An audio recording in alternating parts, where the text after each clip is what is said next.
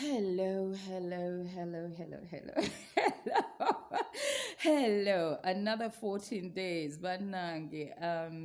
Yeah. So, we had the address at 8 p.m. yesterday, and I think that everything was very clearly put. I think for those of you that are questioning things on Facebook, I think that you're just not very aware, that you don't think a lot. I think that the rules were laid out very clearly. All the provisos were laid out clearly. What has to be done was laid out clearly. Everything was crystal clear. So I don't understand people that are out there saying they know not a thing. Hmm. Yup. Yup. Today is Tuesday. This is the Nakinyuguzi Chronicles with Nana.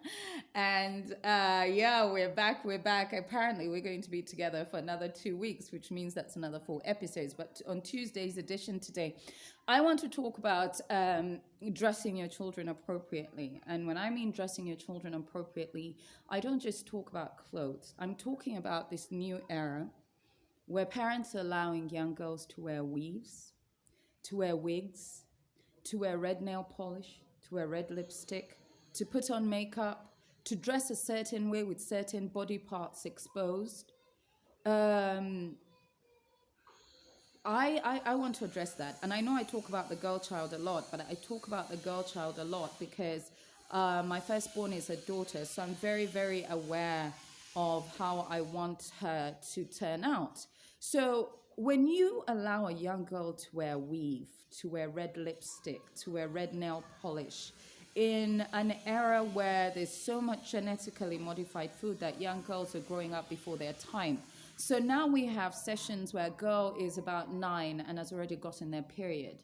We have young girls that are more curvaceous, that have actually morphed into womanly bodies physically before their minds catch up. We watch a lot of television and are desperate to emulate our Western counterparts. So we also want to be considered trendy parents, or rather, we want to be able to go to social media and post pictures of our children looking like they're doing amazing things. So what do? We are allowing our children to grow up too quickly before their time, so that by the time they're teenagers, you have a young girl who actually thinks that they can make decisions for themselves because they have been given a platform to do that. Banange bamama ne batata, omwana omuto alina kuba mwana muto. Omwana omuto takkirizibwa kwambala ngeri yonna gy'ayagadde. Eri ebintu ebimu by'otasobola kukkiriza mwana muto kwambala. Engatto ey'akakondo.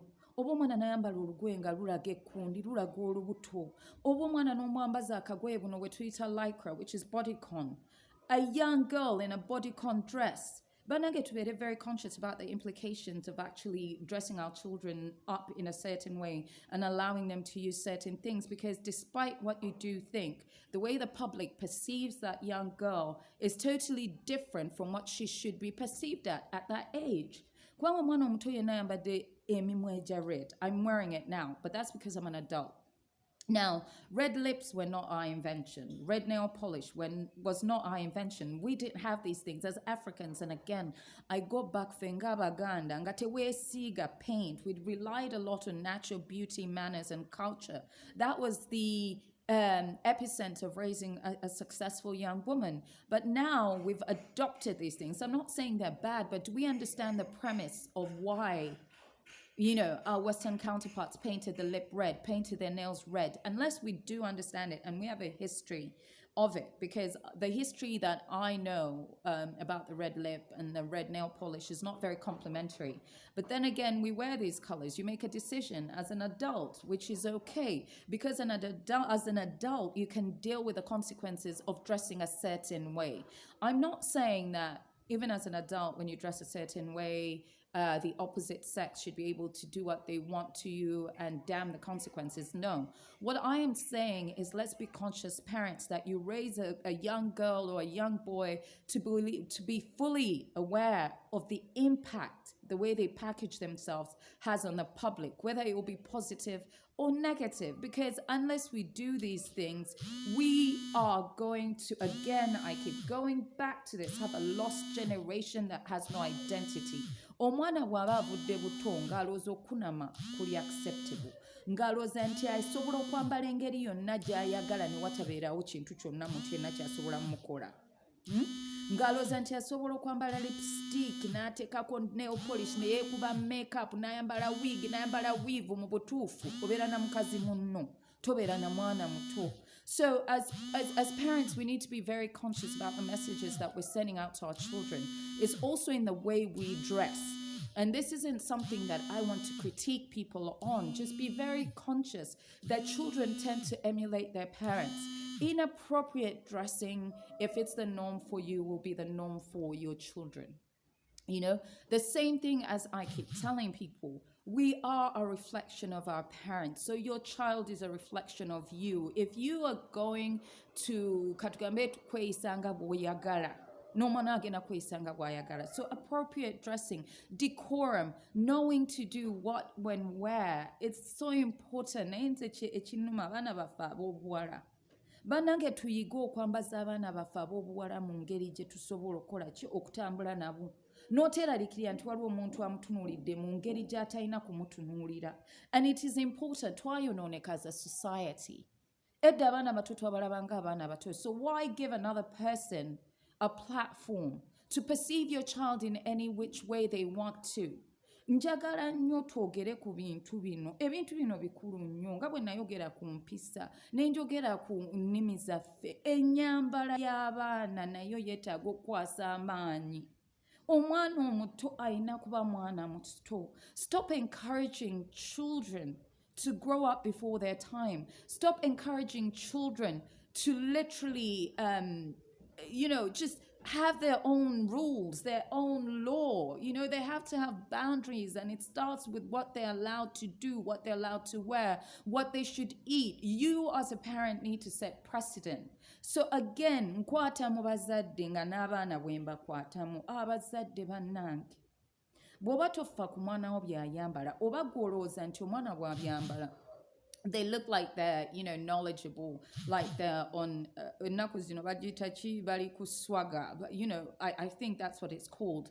That you need to be very aware that the way our Western counterparts dress is different from us, because there's always the issue of our physical bodies. We're thicker. We are shaped to be more womanly. We are literally, we're curvier. Even as young girls, we tend to be a little more, I don't know how to say it properly without being offensive, but banange tutandika okulowooza ku baana baffe engeri gye bambala. Omwana muzze wabbali omunnyonnyole lwaki tasobola kwambala bw'atyo. Ate bw'okula ng'oli muntu mukulu, you have a choice of the way you want to be perceived by the public. But always keep in mind that, we all are judged, whether you want to or not. There will always be some sort of judgment that comes with any decision that you make. So don't allow your children to be judged before they're fully capable of defending themselves in whatever capacity that might be. So tutandikire ddala mwana ow'obuwala mubikkeko. Sigambye nti mwambaze maxi paka wansi naye omwana ayambale ng'omwana omuto. Mulekera bateekako lipstick. Why is a little girl wearing wigs and weaves? You're setting a precedent for materialism. Ezo wigi ne weave za bbeeyi. Omwana ajja kuva buto nga alina okukola kyonna kyonna ekisoboka afune wigi oba weave. It's not a definition of their beauty. This red lip is not a definition of African beauty. Those red nails, they're not a definition of African beauty. That fake hair that we wear, it is fine for every single person to make a choice. I love my red lip. I wear it. And you will find me many a day wearing red nail polish. And you will find me wearing a wig. But I'm an adult that has made a conscious choice. And I can afford to get these things for myself. So let's not raise our children also thinking that their beauty is attached to extra assets that they need to pile on. But also, let's allow them to grow into these bodies. Let's allow them to grow into little adults. Let's not allow the world to force them into adulthood because they're perceived as little adults. Omwana omuto omwambaze nga bw'alina okwambala, omwana omuto tomuteekako makeup, omwana omuto tomuteekako wig. Stop bringing attention to these little girls. And, I don't even know how to say it. I've seen that these days, you've got, mothers that don't, that actually advocate for their children wearing wigs, weaves, makeup, okuva ku myaka 10. Bye bitanesikiniza abantu. Do you understand the impact of layering your skin every single day? Abazungu mulowooza lwaki bakaddiwa.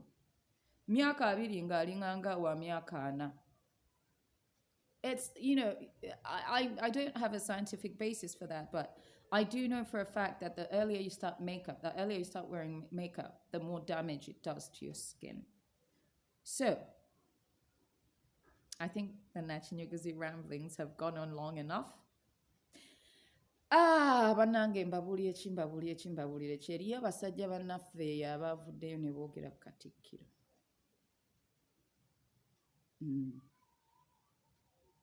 Naye tetujja baabeetu, tetujja kuboogerako.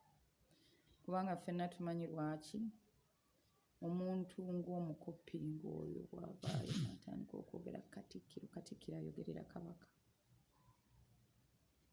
Tekyanyiriridde ddala. Abantu balina obusungu. Sigenda kukiwa mazzi. Naye twebeereremu. Ebintu ebimu tebisaana kusattulula. Era abantu abamu tebasaana kwogerwako. Until Friday, this has been the Nakinyuguzi Chronicles. Then why don't they talk